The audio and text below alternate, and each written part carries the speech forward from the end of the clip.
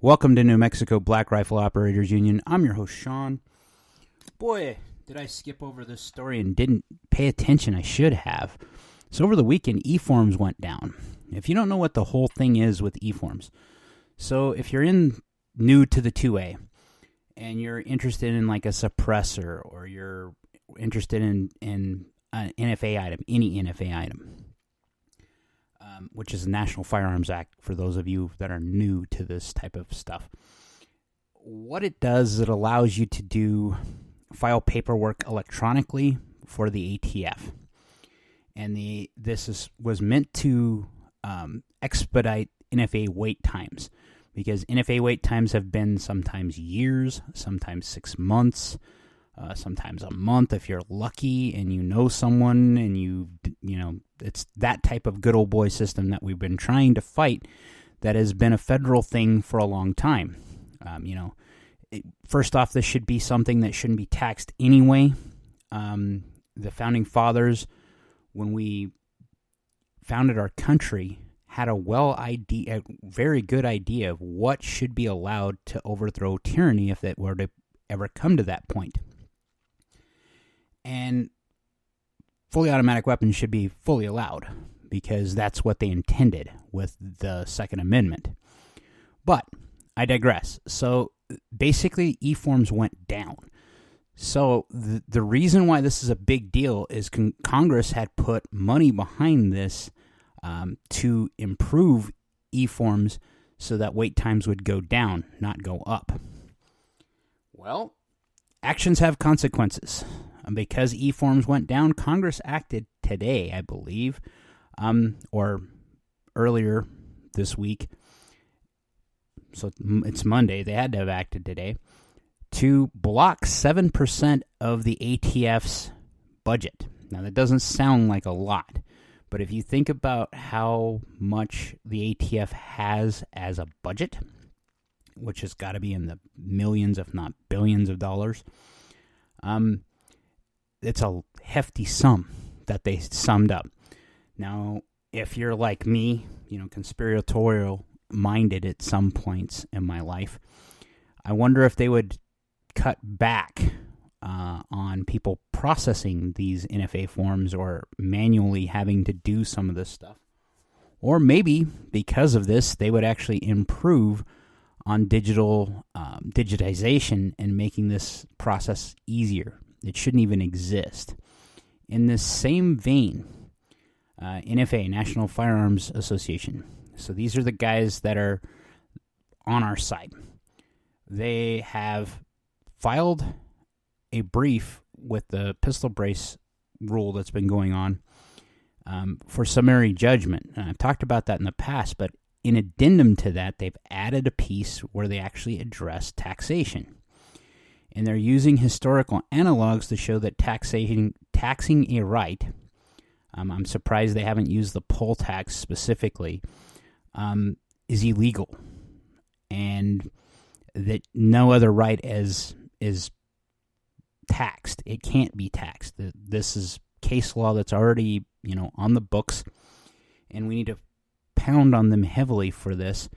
But there's a potential that trying to remove pistol braced pistols from, rifle caliber pistols is basically what they are, from the market, that since they're trying to do this in such a way as to tax them out of existence or to not allow them to be in existence unless you do pay a tax, that there's some case law that actually adds credence to our side, which could slow this down and stop it.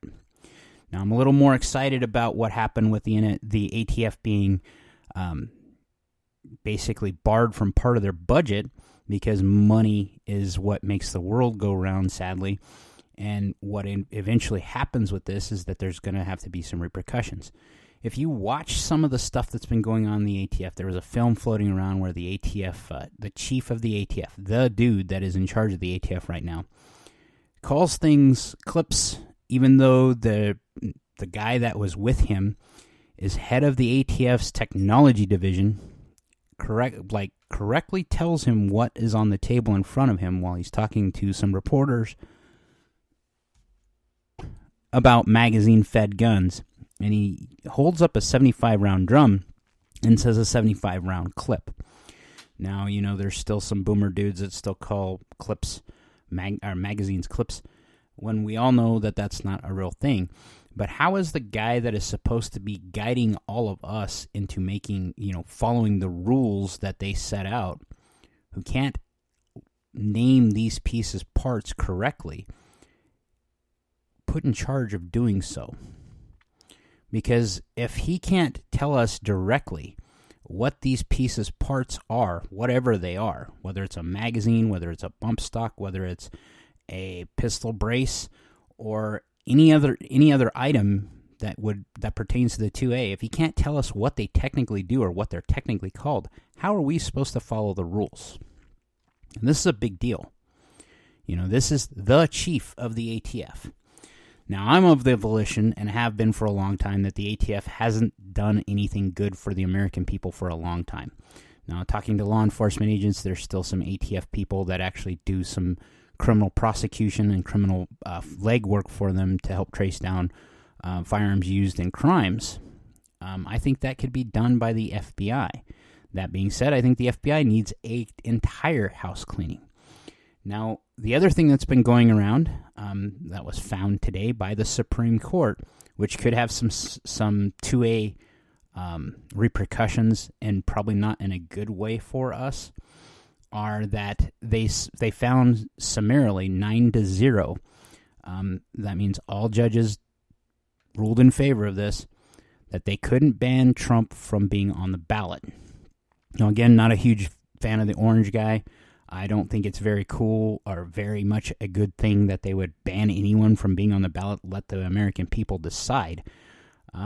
But I could see some background deals being held with those Supreme Courts that say, hey, if you side with us on this universally so that we can show a unified front on something that is going to matter really big in this big election season, this cycle, that they actually rule this way.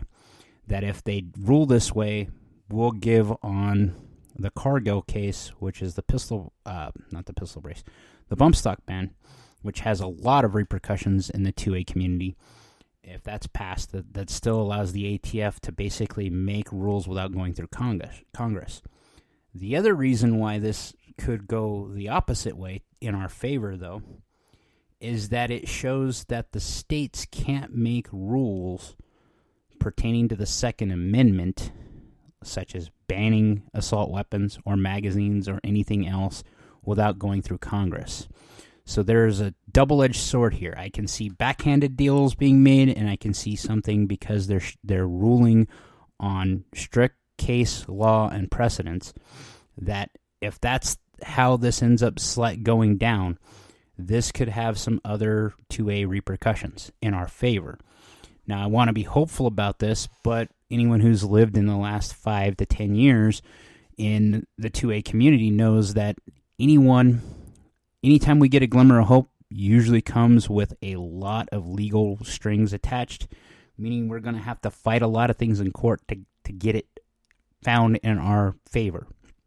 That's what we're having to do with the pistol brace stuff, the bump stock stuff. Again, don't care about the pistol brace thing because I got rid of mine, mostly because I want a real stock on mine. I want to eventually get an NFA item. I have an MP5 right now. I want to convert it, not to fully automatic, but to a rifle so I can put a suppressor on it, a tri-lug suppressor, because I've always liked that 80s style look and feel of it, and that's what I'm going for eventually. But I don't have any grudge against anything. I have a problem with them trying to ban a piece of plastic like the bump stock, because anyone who's a skilled shooter could bump fire any gun. An AR-15 specifically, and a Kalashnikov. You could bump fire any of the roller delay guns if you know what you're doing, because you're using the recoil, the action of the weight and the forces that are in play when you're firing these guns. You're using basic physics to do this. You can use a belt loop, you can use a rubber band, you can use a ton of other things. So for them to focus so heavily on the pistol, or not the pistol brace, I don't know why I have this one so stuck in my head. Maybe it's because I know a lot of people that have pistol braces and that it really shouldn't be a thing. You know, that doesn't make a lot of sense to me. So, but the bump stocks, though, really makes no sense to me, because banning something like this, it's a novelty. It's something that I didn't see a lot of people have. I know a few people that did. As far as I know, they destroyed or turned in theirs, because I don't think that it's a big deal anyway. And in today's day and age, we have to look at the other thing that I've talked about many times on this podcast, 3D printing. Anything they ban can be found one way or another, because that genie has been put out of the bottle a long time ago on 3D printed items, technology. You know, and you give Americans any amount of ingenuity and access to a little bit of technology, and they can build anything. That's why I'm really not worried about the Chinese invading the United States or the Russians, because we build monster trucks for fun. Let's just be honest. You know, a lot of people want to talk about country folks, but when stuff hits the fan, those are kind of some of those people you want to have in your back pocket. In addition, there's still a lot of retired police force, hunters, a lot of retired soldiers that still believe very much in our country and our founding documents. So therefore, I don't see anyone being able to march into the United States and do anything. I'm more so worried about the tyrannical stuff that we're seeing. Today was a glimmer of hope in a couple of ways. One, Congress actually did something towards the ATF and said, hey, look, we gave you money to make this better. You failed. Now we're taking money away from you so that you get this correct. Okay, that's one bright side. The other thing is the simple fact that they can't keep someone off a ballot leaves it back up to American people to vote in who they want. You know, if you want Biden, fine. If you really look at that, my problem with Biden right now, if you look at the economy from where it was 4 years ago to today, it's night and day different. You know, you're seeing an increase in, you know, daily costs up to 17%. You know, inflation is raging, and the Biden administration has done very little to fight that. If anything, they've done things to make it worse in the oil and gas industry, which reflects personally in Northwest New Mexico, and what we have here happening here, because those affect jobs, those affect things that are happening here. Now, the other thing I would say is with Biden, look at his basic cognitive abilities. Now, if you look at Trump, he's almost the same age, but he seems to be a lot more spry. Now, if I had to choose between the two, and it always breaks down to this, right? You have to choose the lesser of two evils with American elections. It's almost enough for me to make that decision not to vote. You know, last election, I did vote for Trump because the Libertarian candidate was a clown. You know, she sided with BLM. And if you saw what happened during the Summer of Love with all the riots there, BLM was one of the big dudes behind all of that stuff. And I'm not okay with America being turned on its head for something that is a non-issue. You know, it wasn't a huge issue, race tensions in the United States, until Obama's administration started making it a big deal. You know, we've always had racial issues. We will always have racial issues in the United States. And it's simply because people have been conquered. There's no other way to put that. If you look at other cultures, like the Chinese culture is a great example, there is no word for reparations. So how is an entire culture, an entire group of people not familiar with this concept of reparations? Yet the United States is looking at this in states like California. We're looking at it in New York. We're looking at it in Chicago. Yes, there's always been problems with race. We need to fix that. We need to do a better job at looking at the character of someone and not looking at their skin color. or their racial determinants. But we also need to get back to what we know is true, that the American people, there's more uniting us than dividing us. We've let the culture war issues that have popped up time and time and time and time and time and time and time again become something that is drawn a line down the middle of the room, and we're siding one way or another. Now, if you ask me, I would consider myself a little more sane. Some people would say I'm a little nuts. It looks like one side has dominated the conversation and has went totally off scale and hit the gas pedal and ran into the wall. You know, you can't mutilate kids. Kids can't consent. Okay?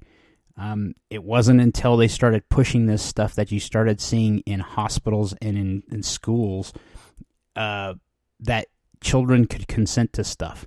That's insidious to me. And here's why. It lands on that slope of letting kids consent to things like sex or being exposed to sex when they're too young to be doing that.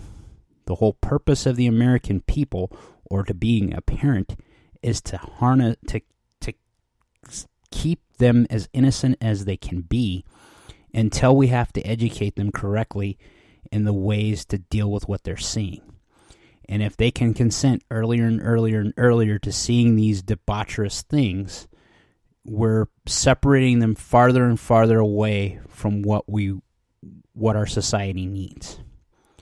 What we'll do in doing this is cause society to collapse.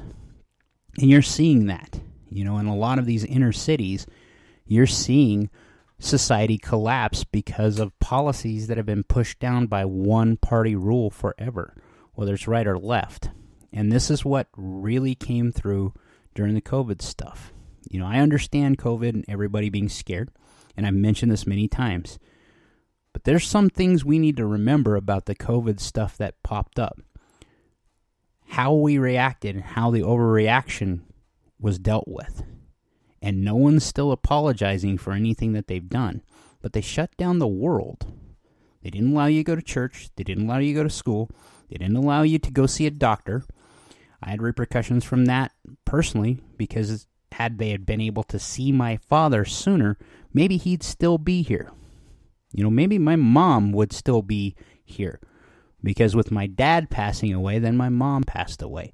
Because she's kind of was tied to my dad.